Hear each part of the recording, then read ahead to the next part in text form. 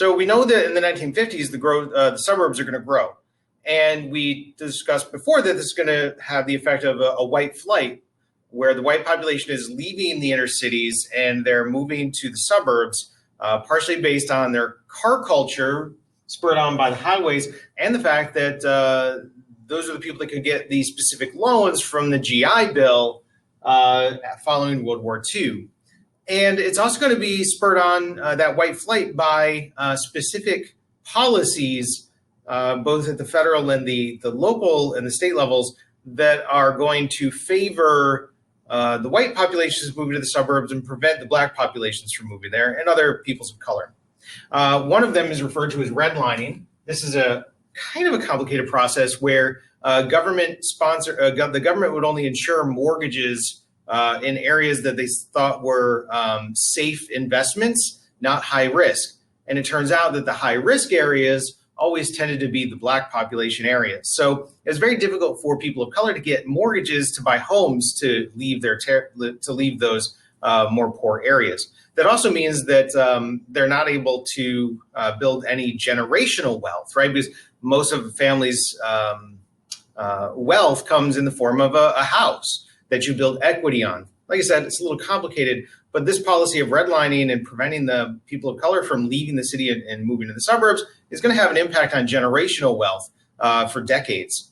There was also something called homeowners covenants. So when the certain policies were shown to be racially discriminatory, one of the things that was hard to overcome was this idea of a homeowners covenant, which the owners of say Levittown, were these model towns of suburbs.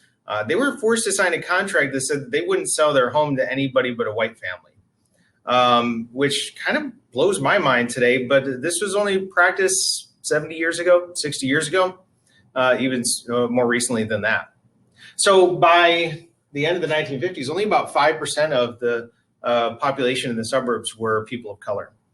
Now, the population is also shifting from what was referred to as the Rust Belt, those northern industrial cities where they produce things like steel, to what's called the Sun Belt, and that's the South and the West. That's South Carolina through Florida, Texas, and into California, partially aided by the Highway Defense Act and people moving to the South, also because now communication's easier, and especially because of the air conditioner. So you can move to these warmer climates and still be comfortable.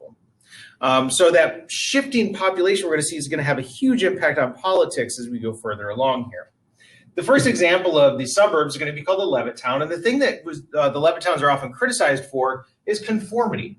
Every Levittown had the same style of house, the same size yard, the same swimming pools, the same baseball fields and everything. And those Levittowns, we need to remember, are favored by government policies. It was a policy to give homeowners a tax break and not renters. So it's actually benefiting you to be a homeowner and go into that debt because you get to keep more of your tax money. Those kinds of things. And then the redlining, the racial covenants, all that.